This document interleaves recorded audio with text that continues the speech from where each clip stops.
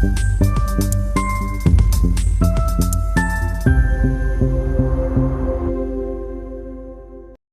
isang tahimik na baryo sa gilid ng ilog sa Quiapo, may mag-inang naninirahan sa isang maliit na bahay na yari sa kahoy at yero. Doon lumaki ang batang si Marco kasama ang kanyang inang si Aling Teresa. Si Aling Teresa ay isang simpleng mananahi. Sa isang sulok ng kanilang bahay, naroon ang lumang makinang panahi na halos kasentanda na ni Marco. Araw-araw, mula umaga hanggang gabi, maririnig ang mahinang ugong ng makina, parang tibok ng puso ng kanilang tahanan. Dito umiikot ang kanilang buhay. Mahina ang kita ng pananahi. May mga panahong maraming nagpapatahi, mga uniforme, kurtina, punda, at minsan ay gown para sa pista. Ngunit mas madalas, kakaunti lamang ang order. Kaya't kailangang magtipid sa lahat, sa bigas, sa kuryente, at maging sa sariling pangarap. Si Marco, kahit bata pa, ay likas na maalalahanin. Siya ang naghahatid ng mga tinatahi ng kanyang ina sa mga kapitbahay at customer.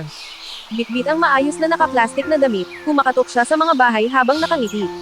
Magandang hapon po, galing po kay nanay, malumanay niyang sinasabi. Kapag may bayad na ibinibigay ang mga customer, maingat niya itong inilalagay sa lumang pitaka ng kanyang ina. Sa murang edad, nauunawaan na niya ang halaga ng bawat pisong pinaghirapan. Isang gabi, habang nagbibilang ng kita si Aling Teresa, napansin ni Marco ang malalim na buntong hininga ng kanyang ina. Nanay, pagod ka na po ba?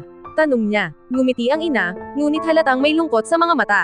Hindi, anak, iniisip ko lang kung paano pa natin mapagkakasya ito hanggang sa susunod na linggo.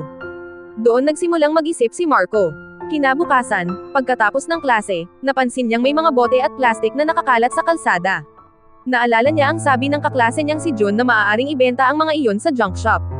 Mula noon, tuwing walang klase o tapos na ang kanyang takdang aralin, nag-iikot si Marco sa kanilang lugar. May dala siyang lumang sako at mahabang patpat na may kawit sa dulo.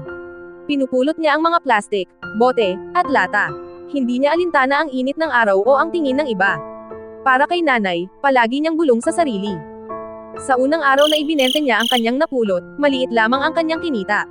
Ngunit nang iabot niya iyon sa kanyang ina, tila mas malaki pa sa kayamanan ang dala niyang halaga. Anak, saan mo ito nakuha? Nag-aalalang tanong ni Aling Teresa. Galing po sa pinulot ko. Pandagdag po sa bigas natin. Naluha ang ina. Hindi mo kailangang gawin iyan, Marco. Mag-aral ka lang mabuti. Nanay, masaya po ako kapag nakakatulong ako. Mula noon, naging bahagi na ng kanyang araw ang pangangalap ng bote at plastik. Unti-unti siyang natutong mag-ipon. Hindi niya ginagastos ang lahat ng kinikita. May maliit siyang lata ng biskwit kung saan niya inilalagay ang kanyang ipon. Lumipas ang mga taon. Lumaki si Marco na masipag at determinado.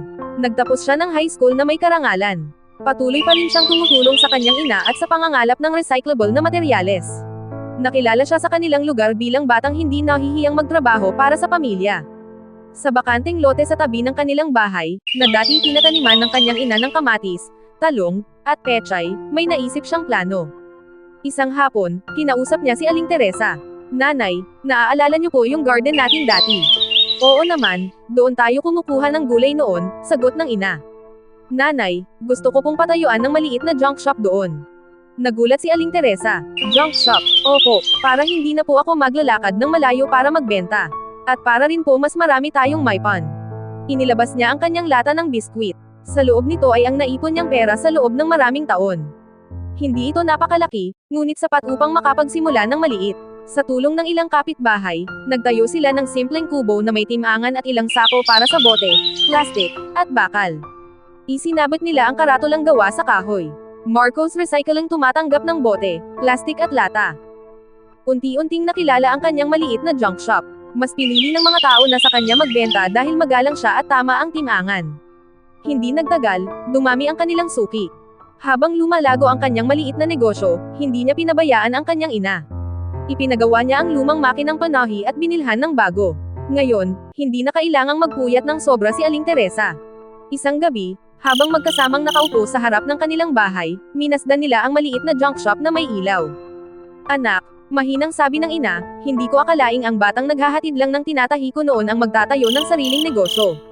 Ngumiti si Marco. Natuto po ako sa inyo, nanay. Sa bawat tahi ninyo, tinuruan niyo akong magsikap at huwag sumuko. Hindi man sila naging mayaman sa pera, naging mayaman naman sila sa pagmamahalan at pagtutulungan. At sa dating bakanteng lote na minsang pinagtaniman ng gulay, tumubo ang mas malaking bunga, ang pangarap ng isang batang nagmahal sa kanyang ina at nagsikap para sa kanilang kinabukasan.